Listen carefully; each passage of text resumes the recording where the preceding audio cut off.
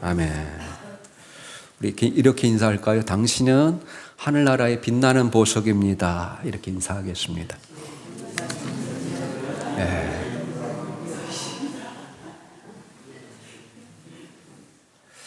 오늘 9절 말씀을 중심으로 이제 내 손을 강하게 하소서, 힘있게 하소서, 이런 말씀의 제목을 가지고 우리 은혜 나누고자 합니다.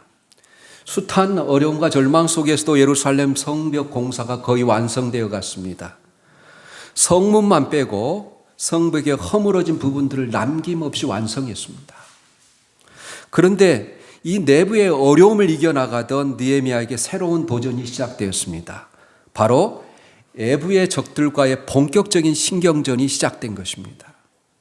공사가 잘 진행되어 거의 막바지에 이르렀다는 소식을 듣고 대적들이 가만히 있지 않았습니다. 성벽이 완공되면 자신들의 상황이 더 나빠질 것이 뻔했기 때문입니다. 악의 세력은 하나님이 자녀들이 잘 되는 것을 너무 싫어합니다.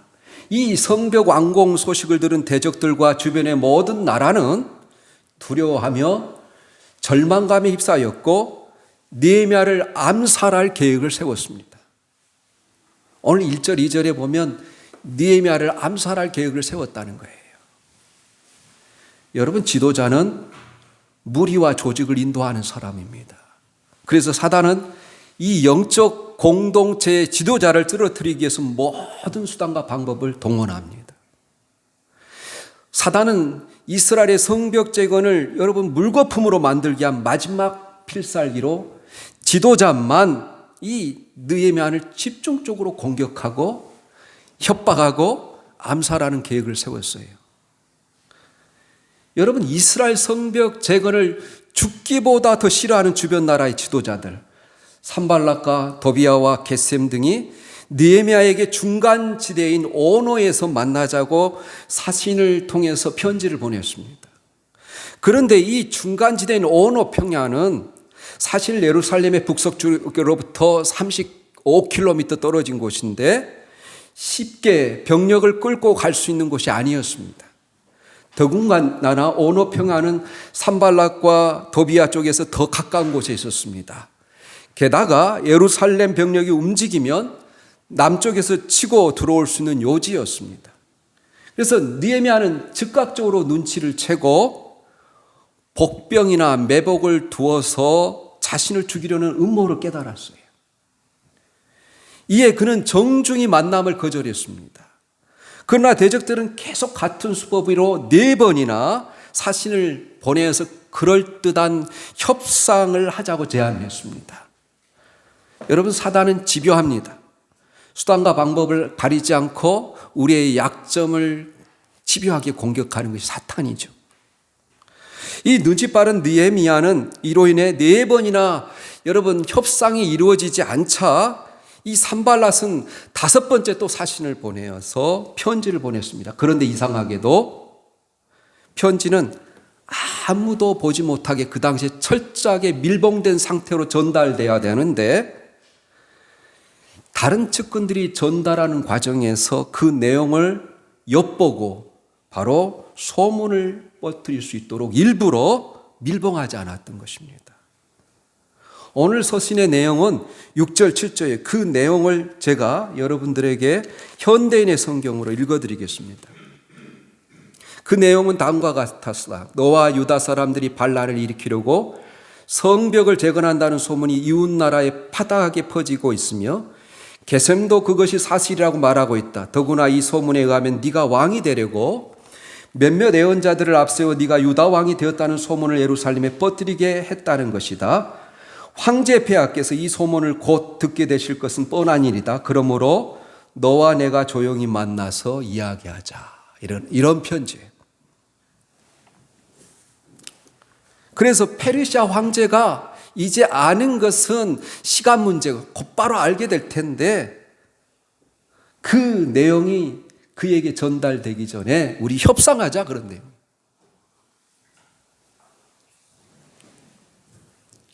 그래서 여러 번 요청했는데 느헤미야 반응이 여러분 그들 뜻대로 되지 않으니까 산발랏은 중상모략을 합니다. 누구나 밑도 끝도 없는 이 악성 루머에 휘말리면 정말 죽고 싶은 심정이죠. 오늘날의 시대는 인터넷을 통해서 이 루머와 소문들이 순식간에 퍼지게 되어 있습니다. 그래서 연예인들이 자살 충동을 느끼는 이유 중에 하나는 악성 댓글이라고 합니다. 정말 말 한마디가 사람을 죽이기도 하고 살리기도 하는 거예요. 모건 블레이크라는 사람이 애틀란타 저널에 이런 글을 썼습니다. 나는 누구에게든지 치명적인 타격을 가할 수 있는 힘과 기술을 가지고 있습니다. 나는 상대방을 죽이지 않고 눌러 이길 수 있습니다. 나는 가정과 교회와 국가를 파괴합니다. 나는 어떤 건강한 사람도 건강을 파괴할 수 있습니다. 나는 날개를 타고 바다를 여행할 수 있습니다. 순결한 사람도 내게는 무력하게 되며 정의로운 사람도 내게는 무력합니다. 나는 진리와 정의와 사랑을 경멸합니다. 나는 나의 희생자를 전 세계에 거느리고 있습니다. 나는 바닷가의 모래알보다도 더 많은 오해를 거느리고 있습니다. 나는 결코 망가가지 않습니다. 나는 결코 용서하지 않습니다. 내 이름은 중상모략입니다. 이렇게. 그래서 여러분 청교도들은 이런 소문이 돌 때에 세 가지 원칙을 세워놓고 여러분 그들의 행동을 결정했어요. 첫째, 이것이 사실인가? 둘째, 이 사실을 본인에게 확인했는가? 세 번째, 만약 사실이라면 이 이야기가 퍼졌을 때 이게 하나님의 영광이 되겠는가? 그렇게 여러분 이 악성 루머와 좋지 않는 소문이 돌 때 이렇게 세 가지 원칙을 세워서 분별했습니다. 그러면 우리 성경은 뭐라고 이야기할까요? 우리 한번 잠언 6장 16절에서부터 19절까지 그리고 에베소서 4장 29절을 찾아서 읽어보겠습니다. 잠언입니다. 여러분 잠언 6장 16절에서 19절 말씀입니다. 같이 읽겠습니다. 시작. 여호와께서 미워하시는 곧 그의 마음에 싫어하는 것이 N7 가지이니 곧 교만한 눈과 거짓된 혀와 무죄한 자의 피를 흘리는 손과 악한 계교를 꾀하는 마음과 빨리 악으로 달려가는 발과 거짓을 말하는 망령된 증인과 및 형제 사이를 이간하는 자이니라. 그런데 이 7가지 중에 3가지 이상이 혀에 관한 거예요. 네. 거짓된 혀, 거짓을 말하는 망령된 증인, 형제살이 이간하는 말. 그래서 느헤미야는 그런데 이 거짓 루머와 적의 이 심리적인 공격에 전혀 흔들리지 않았어요. 이런 사탄의 관계에 흔들리면 실패합니다. 그래서 8절에 오늘 다시 한번 여러분 느헤미야 6장 8절로 가보면 이렇게 이야기합니다.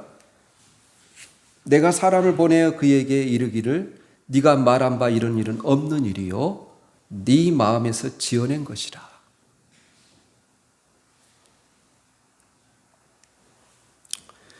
그래서 하나님을 이 악한 소문은 사단이 내지만 좋은 소문은 하나님으로부터 퍼지게 돼 있어요.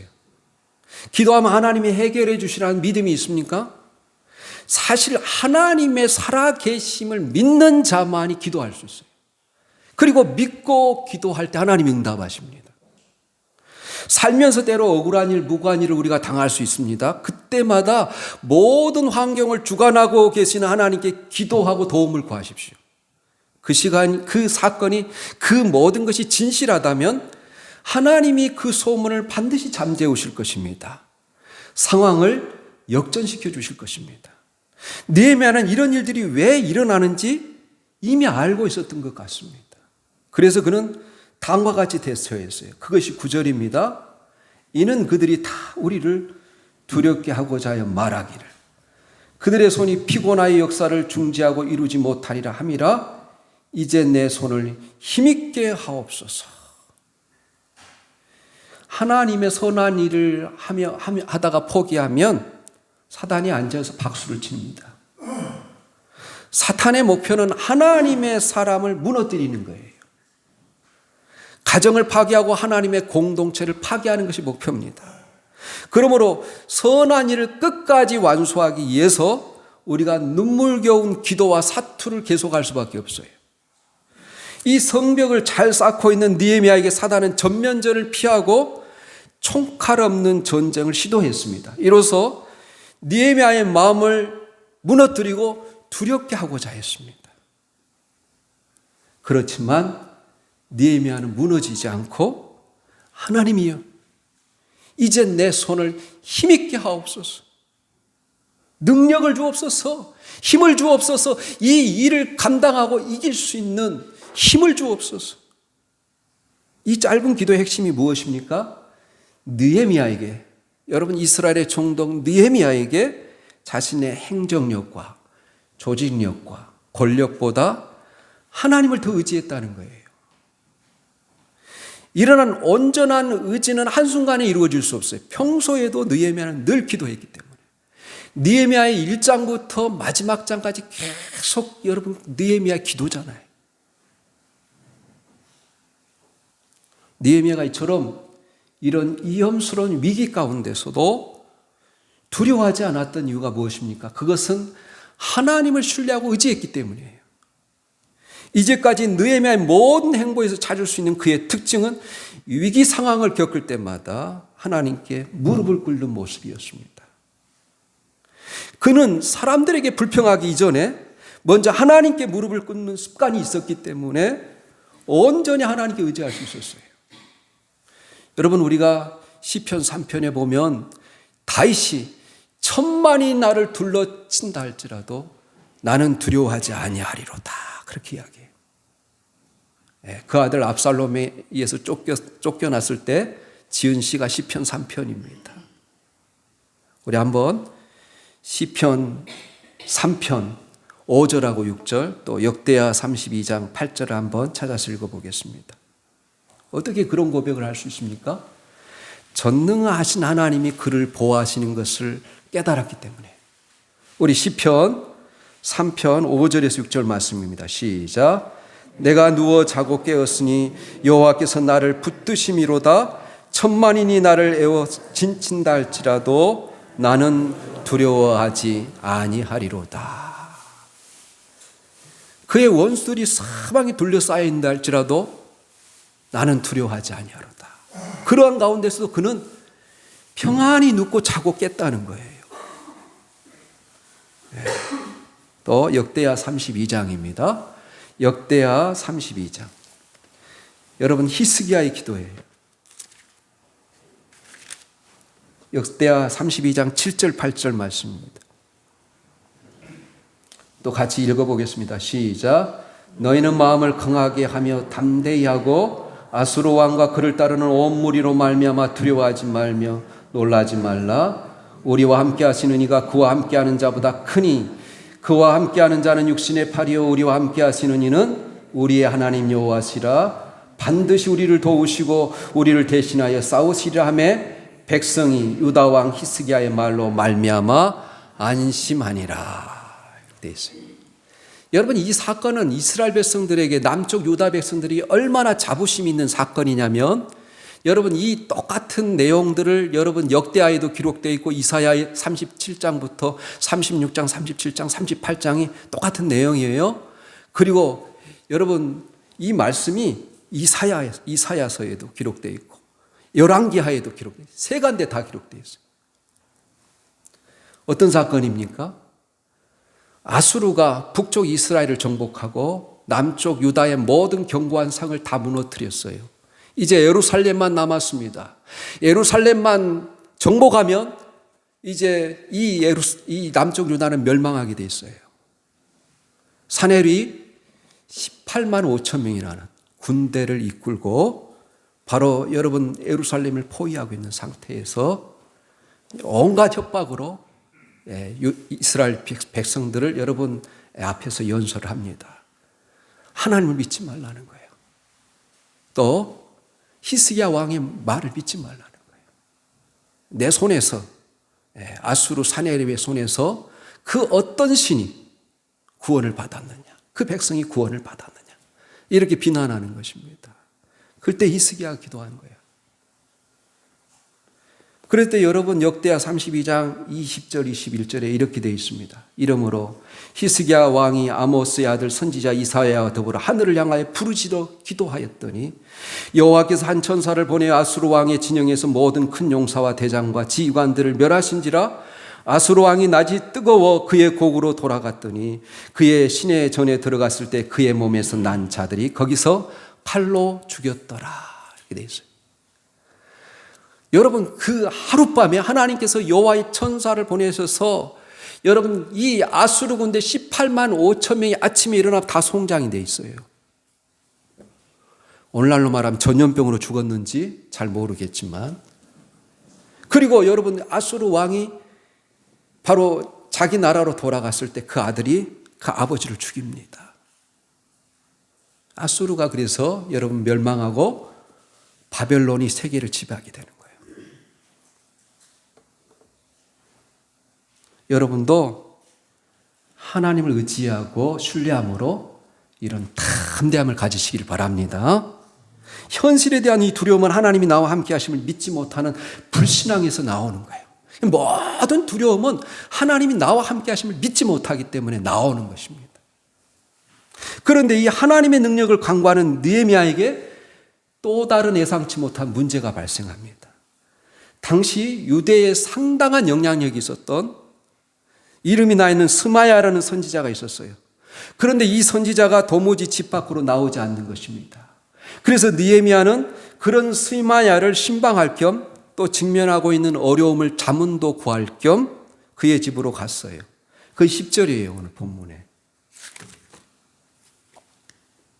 이후에 무에다벨의 손자 들라야의 아들 스마야가 드문 분출하기로 내가 그 집에 가니 그가 이르기를 그들이 너를 죽이려 올 터니 우리가 하나님의 전으로 가서 외소 안에 머물고 그 문을 닫자 저들이 반드시 밤에 와서 너를 죽이리라. 그런데 그가 이렇게 말합니다. 지금 산발락과 게셈과 도비아가 당신을 죽이려고 특공대를 보냈습니다. 그러니 우리가 안전한 성전, 제사장만이 거할 수 있는 외소에 가서 피하게 되면 하나님이 우리를 지켜주실 것입니다. 이렇게 말하는 거예요. 느헤미야를 걱정하는 이 스마야의 말에는 엄청난 함정이 도사리고 있었습니다. 성전의 외소는 제사장들만이 들어갈 수 있는 것이에요. 느헤미야는 목숨을 구했겠다고 하나님의 법도를 어길 수 없었어요. 만약에 이 스마야의 말처럼 메소에 들어갔다가는 하나님께 죄를 지었다는 오명을 쓰게 되고 이스라엘의 민심이 흔들리게 되는 것입니다. 이에 느헤미야는 스마야 선지자와 싸우지 않고 이렇게 대답합니다. 11절 말씀 제가 현대인의 성경으로 읽어드리겠습니다. 그래서 나는 그에게 이렇게 대답했습니다. 총독인 내가 어떻게 달아날 수 있으며 나 같은 사람이 목숨을 구하겠다고 어떻게 성소에 들어가 숨을 수 있겠소? 나는 그렇게 하지 않겠소. 이와 같은 느헤미야의 반론에 담긴 의미를 두 가지로 살펴볼 수 있어요. 첫째, 나 같은 사람이 어떻게 달아날 수 있으며 나 같은 사람이 어떻게 도망할 수 있습니까? 라는 이 의미는 첫째, 하나님께서 페르시아에서 예루살렘까지 나를 인도하셨고 사람들의 마음에 은혜를 주어서 함께 모여서 성벽을 재건하고 있는데 내가 어찌 하나님의 사명을 뒤로 한 채 내 목숨 때문에 도망칠 수 있겠습니까? 이런 뜻입니다. 다시 말해 지금 내가 할 일은 유다 총독으로서 무너진 성벽을 쌓는 일입니다. 어찌 이 공사를 중단하고 내 목숨 때문에 도망칠 수 있겠습니까? 그래서 그는 무엇을 위해 무엇 때문에 인생을 살고 있는지에 대한 확고한 믿음이 그의 현재의 어려움을 이기게 하는 거예요. 또 이 의미는 어떤 뜻이냐면 둘째, 나 같은 몸이면 누가 외소에 들어가서 생명을 보존하겠느냐?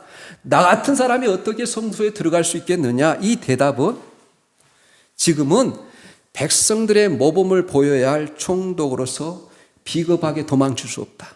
그리고 자신은 제사장 신분이 아니므로 성소에 들어가게 되면 생명을 보존할 수 없다는 말이고 이 생명 보존을 위해 제사장이 앉아서 성소에 들어가 하나님의 전을 더럽힐 수 없다, 이런 뜻이에요. 그래서 그는 자신의 목숨을 부지하기 위해서 하나님의 영광을 가리고 하나님의 백성들을 낙심케 하는 일을 하지 않겠다. 차라리 내 생명이 죽는 한, 내 목숨이 죽는 한이 있다 할지라도 나는 여기 있겠다, 이 말이에요. 그의 지도자로서 강직한 책임감과 충성을 볼 수 있습니다. 바로 이 대적들은 성전을 모독하는 죄를 짓도록 하여 파멸시킬 함정을 미리 파놓고 느헤미야를 그곳으로 유인하고자 했어요. 그러나 느헤미야는 율법을 잘 알고 있었기 때문에 그들의 모든 모략을 간파할 수 있었고 그래서 피할 수 있었어요. 그러므로 우리가 죄를 범하지 않고 그 모든 유혹을 이길 수 있는 가장 좋은 방법은 하나님의 말씀을 정확히 분별하여서 거기서 떠나 좌로나 우로나 치우치지 않는 거예요. 또 이런 위기 가운데 감정으로 판단해서 일을 그르치지 아니하고 느헤미야처럼 하나님 앞에 겸손한 자세를 잃지 않는 데 있음을 기억하시기를 바랍니다. 오늘도 12절 말씀이에요. 깨달은즉 그는 하나님께서 보내신 바가 아니라 도비야와 산발랏에게 뇌물을 받고 내게 이런 예언을 함이라. 또 14절에도 그 외에 스마야 외에 또 다른 선지자들이 많이 있었어요. 도비야와 산발랏과 여선지 노야다와 그 남은 선지자들 곧 나를 두렵게 하고자 한 자들의 소행을 기억하옵소서, 이렇게 기도하지 않습니까? 그러니까 이미 이 산발랏을 중심으로 한 이 대적들의 무리들이 선지자들을 다 돈으로 매수했어요. 이 느헤미야의 대적 중 한 사람인 도비야는 반은 유대인이었어요. 왜냐하면 그는 유대의 영향력 있는 자들과 정락 결혼을 했고 또 그 아들도 유대인 귀족들과 결혼시켜서 세력을 키웠어요. 그러니까 유대인들과의 내통이 있었어요. 그것이 오늘 18장에서 이야기합니다. 우리 18절 한번 같이 읽어볼까요? 시작. 도비야는 아라의 아들 스가냐의 사이가 되었고 도비야의 아들 여호하난도 베레가의 아들 무술람의 딸을 아내로 맞이하였으므로 유다에서 그와 동맹한 자가 많음이라. 그래서 그는 유대 귀족들을 선동해서 온갖 불평과 불만을 루머를 통해서 느헤미야를 공포에 떨게 하고 그의 이 성벽 완성을 하지 못하도록 어떻게 하면 방해하려고 했던 거예요. 그래서 이 일을 해고하고 쓴 글을 보면 13절에 악한 말을 지어 나를 비방하려 함이라. 이렇게. 그런데 오늘 여러분 이 느헤미야 6장을 1절부터 19절까지 쭉 읽어보면 가장 많이 반복되는 단어 중에 하나가 뭐냐면 두렵게 한다는 단어예요. 여러분 오늘 6장에서 5번 두렵게 한다는 단어가 등장하는데 9절, 여러분 9절 보세요. 이는 그들이 다 우리를 두렵게 하고자 말하기를. 또 13절, 그들이 뇌물을 준 까닭은 나를 두렵게 하고. 또 14절, 바로 이러한 남은 선지자를 곧 나를 두렵게 하고자. 또 여러분 16절에도 쓰여졌고 19절에도 쓰여져 있어요. 느헤미야를 두렵게 하고자. 그런데 느헤미야가 이 두려움을 기도로 역전시켰습니다. 이 14절에 뭐라고 기도해요? 나를 두렵게 하고자 한 자들의 소행을 기억하옵소서. 하나님 반드시 기억해 주셔서 은혜를 베풀어 주옵소서. 이렇게 기도하는 거예요. 그래서 느헤미야는 이 두려움이 엄습할 때 사람을 찾아가지 않았어요. 대신 하나님 그들의 모든 소행을 기억하여 주옵소서. 하나님의 이 선악을 분별하여 주시고 하나님께서 판단하여 주시고 하나님께서 심판하여 주옵소서. 그래서 진짜 기도는 뭐냐면 우리 상황이 일어난 그대로를 일러 바치는 거예요. 왜냐하면 하나님이 그 사건에 그 일에 개입하시도록 하기 위해서 그래요. 그런데 마침내 그 기도가 이루어지잖아요. 그래서 15절에 성병 역사가 52일 만에 엘월 25일에 끝났다. 52일 만에 성벽이 완성됐어요. 6월 25일 날 완성이 됐어요. 그런데 여러분, 네 번째 두려움을 이야기하는 16절에 그 두려움의 대상이 바뀌지 않습니까? 우리 16절 한번 읽어볼게요. 16절입니다. 시작. 우리의 모든 대적과 주위에 있는 이방 족속들이 이를 듣고 다 두려워하여 크게 낙담하였으니 그들이 우리 하나님께서 이 역사를 이루신 것을 알미니라. 이렇게 되어 있어요. 느헤미야를 겨냥했던 이 두려움의 화살이 그 화살을 쏜 대적들에게 돌아갔습니다. 영적인 생활은 부메랑과 같아요. 바로 선한 일에 눈물로 씨를 뿌리면 바로 선한 열매를 맺게 돼 있고 악한 일은 악한 일로 돌아오기 마련입니다. 이런 영적 부메랑을 믿는 것이 창조주이자 심판자이자 구원자이신 하나님을 믿는 가장 기초적인 신앙이에요. 무고한 사람들에게 내뱉고 저주한 말 혹은 악한 행동은 결국 다 자신들에게 돌아가게 돼 있어요. 왜냐하면 살아계신 하나님이 듣고 판단하시기 때문에 그래요. 여러분, 느헤미야는 참 애로운 지도자였습니다. 사방이 적으로 둘러싸여 있었어요. 안에서는 백성들의 불평과 불만이 가득했고 밖으로는 우는 사자처럼 대적들이 쳐들어왔습니다. 게다가 영적으로 힘을 보태야 할 선지자들과 또 바로 물질적인 도움을 줘야 될 귀족들이 다 돈으로 매수되었어요. 여러분, 우리가 처한 상황이 어떻습니까? 혹시 사방이 깜깜하고 주변의 모든 사람들이 적인 것처럼 보이지는 않습니까? 혹은 혼자서 깊은 터널을 걷고 있는 것 같지 않습니까? 이럴 때 우리가 다음과 같은 질문을 던질 수 있어야 돼요. 내가 정말 잘 되기를 원하는 사람은 누구인가? 나를 위해 기도해 주는 사람은 누구인가? 이 물음에 떠오르는 사람이 분명히 있을 것입니다. 그런데 사실 나의 영혼이 가장 잘 되기를 원하는 사람이 누구일까요? 우리의 구원자 하나님이세요. 하나님만이 진정 내가 범사에 잘 되고 형통하고 승리하기를 원하세요. 이 사실을 잊지 말고 하나님을 바라보시기를 바랍니다. 우리는 누구나 인생을 살면서 눈에 보이지 않는 영적인 이 예루살렘 성벽을 쌓고 있는 것입니다. 개인의 성벽과 가정의 성벽을 쌓을 때 시시때때로 찾아오는 외로움과 좌절과 이 두려움에 닥칩니다. 그럴 때 이 말씀을 기억하십시오. 오늘 제가 여러분들에게 전하고자 하는 말씀 9절 말씀이에요. NIV 성경에는 이 9절의 마지막 부분에 이렇게 영어로 써졌어요. But I prayed. Now strengthen my hand. 이렇게 되어 있어요. 하나님이요, 이제 내 손을 강하게 하옵소서. 내 손을 힘있게 하옵소서. 어려운 일, 아주 당황스러운 일이 당할 때 여러분 손이 떨려 본 적 있습니까? 마음에 두려움과 근심이 가득 찰 때 팔다리에 힘이 빠지고 넋을 잃은 사람처럼 멍해진 적이 있습니까? 더 이상 걸을 수도 없고 물건을 들어 올릴 힘도 없을 때가 있습니다. 느헤미야의 상황이 그랬어요. 그래서 그는 하나님이 맡겨진 이 사명을 완수할 수 있게 손을 강하게 해달라고 기도하는 거예요.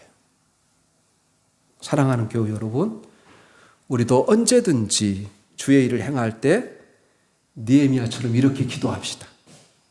그래야 할 모든 대적들이 하나님이 물리쳐 주시고 불가능해 보이는 일을 가능하도록 이루시는 이 하나님의 역사를 경험하는 주인공들이 다 되시기를 예수님의 이름으로 축원합니다. 아멘.